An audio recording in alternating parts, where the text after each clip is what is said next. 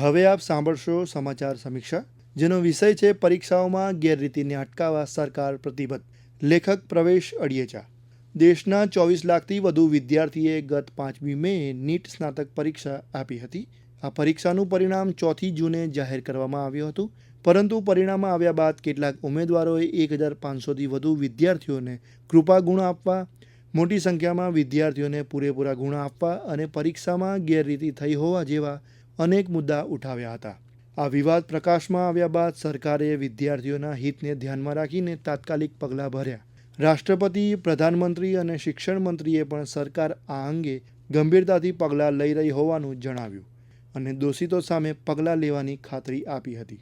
રાષ્ટ્રપતિ દ્રૌપદી મુર્મુએ સંસદમાં પોતાના અભિભાષણમાં પરીક્ષામાં ગેરરીતિની ઘટનાનો ઉલ્લેખ કરતાં કહ્યું હતું કે યુવાનોને પ્રતિભા બતાવવાની યોગ્ય તક મળે એ સરકારનો પ્રયાસ છે. સરકારી ભરતી હોય કે પછી પરીક્ષાઓ, કોઈપણ કારણોસર તેમાં અડચણ આવે તે યોગ્ય નથી. આમાં પારદર્શકતા ખૂબ જ જરૂરી છે. રાષ્ટ્રપતિએ ઉમેર્યું કે તાજેતરમાં કેટલીક પરીક્ષાઓમાં થયેલી ગેરરીતિની નિષ્પક્ષ તપાસ અને દોષીઓને કડકમાં કડક સજા અપાવવા માટે સરકાર પ્રતિબદ્ધ છે. સંસદે પણ પરીક્ષામાં થનારી ગેરરીતિ સામે એક કડક કાયદો બનાવ્યો છે. સરકાર પરીક્ષાઓ સાથે સંકળાયેલી સંસ્થા, તેમની કામગીરીની રીત, પ્રવેશ પરીક્ષા દરેકમાં મોટા ફેરફાર કરવાની દિશામાં કામ કરી રહી છે. પ્રધાનમંત્રી નરેન્દ્ર મોદીએ પણ રાજ્યસભામાં રાષ્ટ્રપતિના અભિભાષણ પર આભાર પ્રસ્તાવ પર થયેલી ચર્ચા દરમિયાન પરીક્ષા ગેરરીતિનો ઉલ્લેખ કર્યો હતો. શ્રી મોદીએ યુવાનોને આશ્વાસન આપ્યું કે તેમના ભવિષ્ય સાથે ચેડા કરનારા લોકોને કડકમાં કડક સજા મળે તે માટે પગલાં લેવામાં આવી રહ્યા છે. કેન્દ્રીય શિક્ષણ મંત્રી ધર્મેન્દ્ર પ્રધાને જણાવ્યું હતું કે ભારત સરકાર અને રાષ્ટ્રીય પરીક્ષા સંસ્થા NTA વિદ્યાર્થીઓને ન્યાય અપાવવા માટે પ્રતિબદ્ધ છે. સરકાર જવાબદારો સામે કાર્યવાહી કરશે અને ગેરરીતિમાં સામેલ આરોપીઓને કડકમાં કડક સજા કરવામાં આવશે.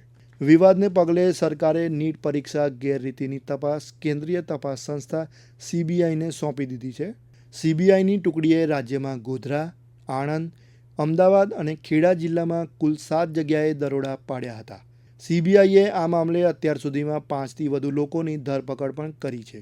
CBIએ ઝારખંડના હઝારીબાગથી પત્રકાર અને કોલેજના પ્રિન્સિપાલને મદદ કરનારા એક વ્યક્તિની પણ અગાઉ ધરપકડ કરી હતી.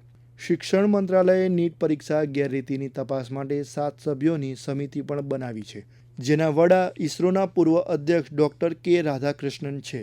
પરીક્ષામાં ગેરરીતિનો મુદ્દો સામે આવતા જ કેન્દ્ર સરકારે ફેબ્રુઆરી મહિનામાં સંસદમાં પસાર થયેલા પબ્લિક એક્ઝામિનેશન એક્ટ 2024 કાયદાને પણ અમલમાં મૂકી દીધો છે.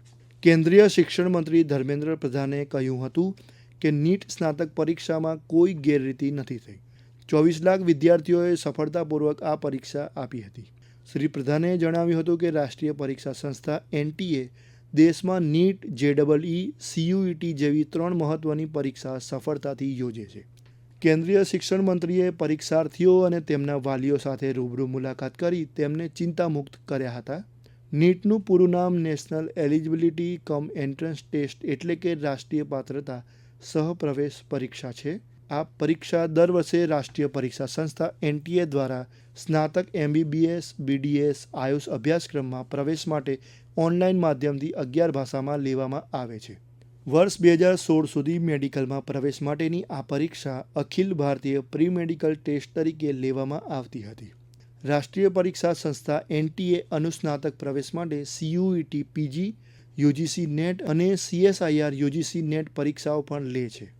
રાષ્ટ્રીય પરીક્ષા સંસ્થાની સ્થાપના વર્ષ 2017માં સોસાયટી રજિસ્ટ્રેશન એક્ટ 1860 હેઠળ કરવામાં આવી છે. પરીક્ષામાં ગેરરીતિને અટકાવવી એ માત્ર સરકારની જ જવાબદારી નથી, પરંતુ ઉમેદવારો પણ સ્વૈચ્છિક અને પ્રામાણિકપણે પરીક્ષા આપે તો આ ગેરરીતિને અટકાવી શકાશે.